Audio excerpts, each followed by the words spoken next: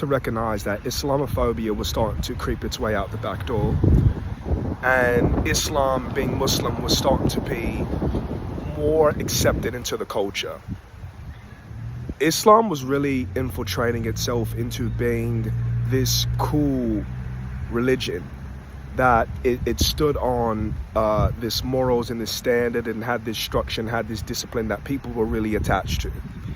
It also started to infiltrate into the music and the hip-hop industry, where these rappers were starting to quote parts of the Quran or say Arabic phrases, or a lot of the popular rappers like Central C or this really popular rapper named Rollo was really heavily into Islam, was really promoting that he was Muslim. There's a lot of rappers, countless rappers, that were promoting Islam.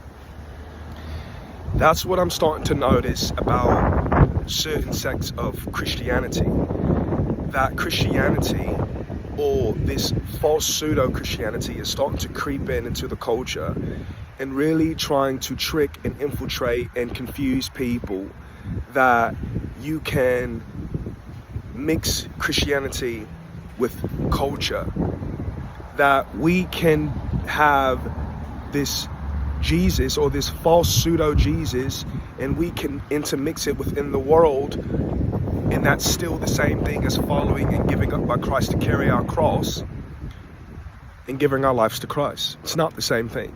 And I had to recognize that. I was recognizing that when my mates, when I was Muslim, that they were becoming Muslim so they could wear the big Allah chains, that they could be a part of this brotherhood for protection. But there was a lot of Muslims doing very haram things. But because they were doing these good deeds like having charity or giving to the poor or making hajj or doing certain things, that it was balancing out their sin. And this is the same exact thing going on with Christianity. If I can sing this worship song, if I can wear this Jesus clothing, if I can put this in my bio, if I can recite these scriptures, then I'm good with Jesus. But there's no true repentance.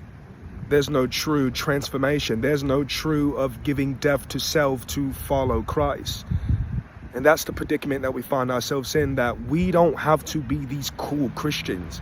We don't have to fit in with this society, that we need to wake these kids up, and we need to wake our young people